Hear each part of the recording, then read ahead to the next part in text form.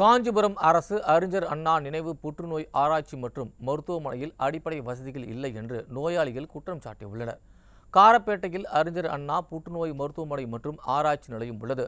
சுமார் 300க்கும் மேற்பட்ட படுக்கை வசதிகள் கொண்ட இந்த மருத்துவமனையில் வெறும் 36 மருத்துவர்களே பணிபுரிகின்றனர். மேலும் மருத்துவ உதவியாளர்கள் போதிய அளவில் இல்லை என்றும், உபகரணங்கள் பராமரிக்கப்படுவதில்லை எனவும், மருத்துவமனை வளாகம் அருகே குப்பைகள் அதிக அளவில் குவிந்து கிடப்பதாகவும் குற்றச்சாட்டு எழுந்துள்ளது. இதற்கு விடிய அரசு உரிய நடவடிக்கை எடுக்க வேண்டும் என கோரிக்கை விடுத்துள்ளனர்.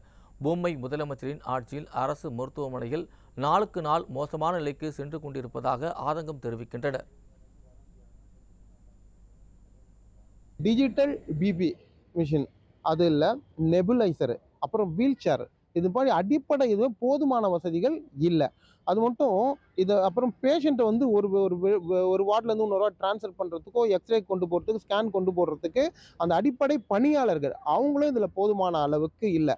இது போன்ற ஒரு அவலநிலை இங்கே வந்து ரொம்ப பராமரிப்பற்ற நிலையில் இருக்குது. இதில் முதல்ல இந்த விடியா திமுக அரசு கவனம் செலுத்திட்டோம்.